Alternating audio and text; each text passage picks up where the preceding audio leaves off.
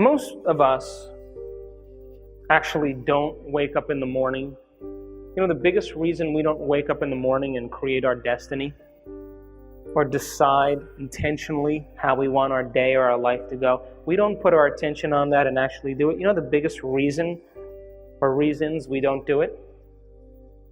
Because we don't believe it. If you look at a functional brain scan of a person who is thankful, that can move into a state of gratitude, the subconscious brain turns on completely, which means then that they have their mind and body working together. They're feeling exactly the way they're thinking. And it's re-instructing the body, it's reconditioning the body. And because they're in a state of thankfulness, it's affecting their health dramatically and very quickly. There's no block between the conscious mind and the subconscious mind. If you ask that same person to begin to rifle through all the problems in their life and put their attention on that, do you know that that same brain turns off?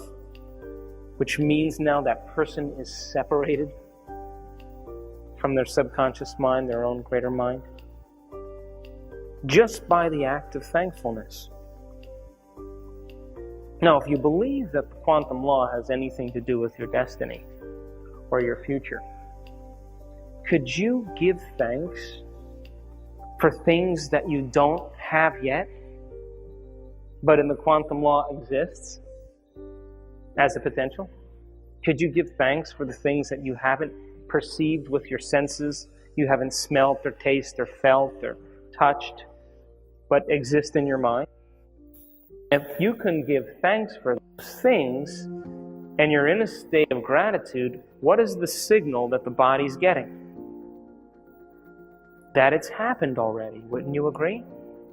Because so much of our struggle as human beings is that the mind and the body are always working in opposition.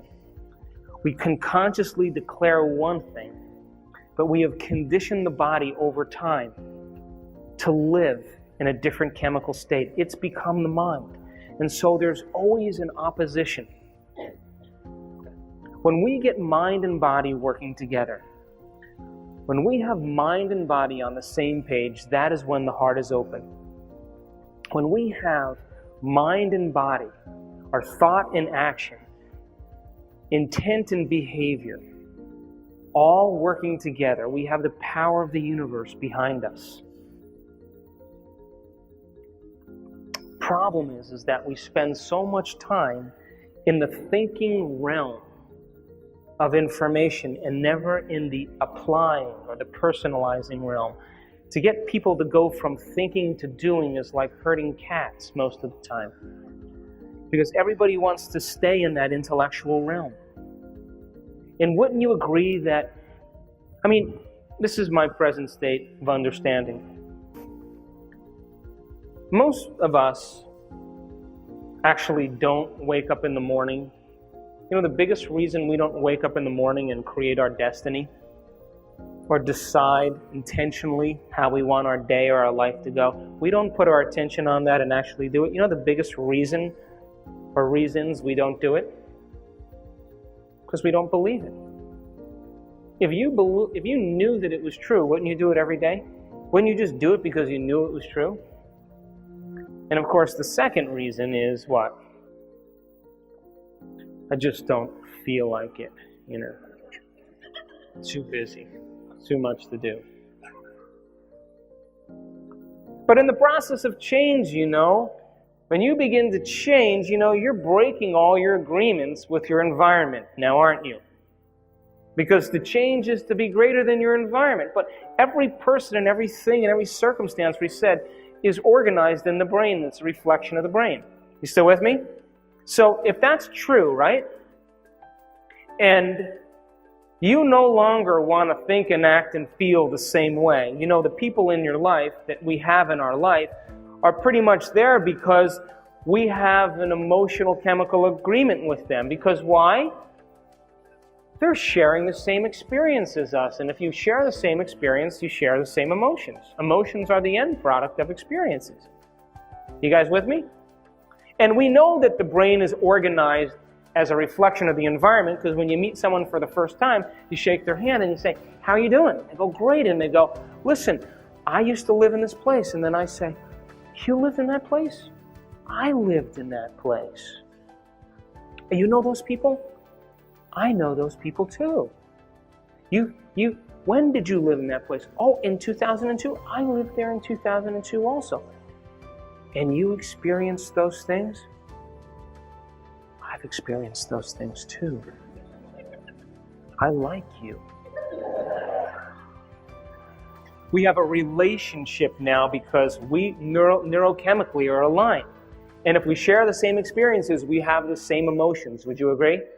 And so all of a sudden you say, "I'm no longer going to think and act and suffer any longer. I'm not going to complain. I'm not going to blame. I'm not going to make excuses." And now your buddy who you go for a walk with, and you talk about all the problems in your life, and he's going to start off talking, rah, rah, rah, rah, rah, and you're just going to be like this.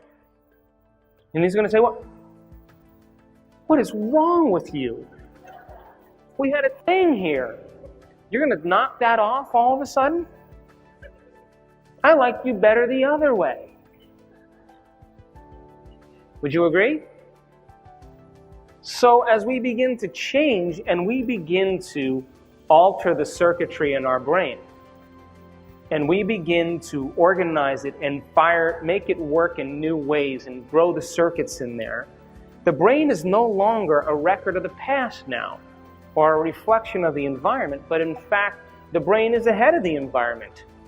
The brain now is organized ahead of the experience. And the quantum law says the environment is an extension of your mind. And don't you agree that if you change something in your mind and reorganize the circuitry, something should show up differently in your world? I believe that. I wouldn't get about the business of change unless I wanted a sign in my life as a result of my efforts. And I want a sign that comes in a way that I can't predict, and I want it to be surprising, and I want it to leave no doubt that it came from a greater mind, so that it inspires me to do it again, so that it's out of routine, that it wakes me up.